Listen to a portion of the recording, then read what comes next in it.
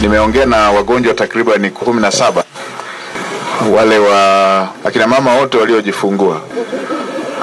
Wote nashukuru wamesema wamepokelewa vizuri. Jafahamu kama unakuja. Ila Okay. kiukweli huduma zao ni nzuri. Wamepokelewa vizuri. Utafikiri private. Utafikiri private. Huduma zikoje? Huduma namshukuru. Huduma ni nzuri. Kwanza mimi nimekuja peke yangu.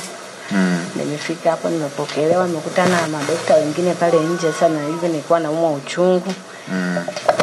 Na nisaidia tu mpaka nimejifungua, ndugu zangu wamekuja wamekuta nimeshajifungua tayari. Okay.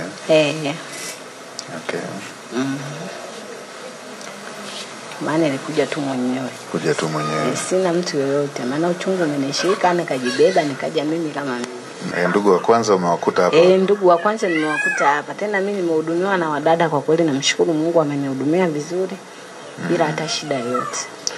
Umekuja lini? Nimekuja juzi. Juzi. Umepokelewaje? Nimepokelewa vizuri alhamdulillah. Umepokelewa vizuri Sana. Haujakaa mapokezi kama umekuja kutembea? Hapana kabisa. Nilipokuja tu nikapata huduma. Umepata huduma ndio ukarudi kujiandikisha? Hapana. Nimeandikishwa nikapata huduma muda huo. Muda huo. Okay. Nilipokelewa vizuri. Pokelewa vizuri. Daktari walikuja kwa wakati? Ndio. Na wakukuweka kusubiria? Hapana. Okay. Na sasa unaendeleaje? Naendelea vizuri. Mtoto anaendeleaje? Anaendelea. Unaendelea kupata huduma? Ndio. Umeridhika na huduma? Ungekutana na rais sasa hivi ungemwambiaje? Ningemwambia nashukuru wafanyakazi wako wako vizuri. Wafanyakazi wako wako vizuri. Wako vizuri? Ndio ungemwambia hivyo? Ndio. Haya basi nitamfikishia salamu. Haya nashukuru. Haya asante sana. Fly. Kaka dada? Dada. Umepokelewaje? Namshukuru Mungu nimepokelewa vizuri. Jana nimekuja mida ya saa 10. Lakini namshukuru Mungu ndani ya risali moja tu alipokuwa wamenisimamia nikajifungua. Ndani ya risali moja. Haujasimamishwa foleni nenda shuka panda shuka? Hapana, yani hata mafaili wasema tutajaza tu, ngoja tukuhudumie kwanza. Safi sana.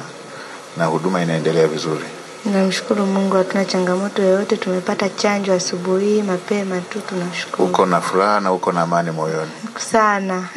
Okay. Asante sana, asante sana. Ndivyo tunavyotaka. Hiyo ndio kiu ya Dr. Samia. Anataka wananchi wake wapate huduma bora. Manake hicho ndicho anachokeshea kila wakati. Kwa nafurahia kupata hiyo feedback. Nashukuru. Ungekutana naye leo ungemwambia nini Mama Samia? Ningempongeza sana kwa sababu kafanya kazi kubwa. Tumepata huduma kwa wakati kwa kweli. Wamejitahidi kutegemea kwanza. Mimi mwenyewe sikutegemea kwa muda nilokuja na muda nilojifungua. Yani hata kama ukimwambia mtu alionileta anashangaa ndani ya risali moja wako nje, lakini kapata mtoto kwa sababu ya uangalizi wa karibu.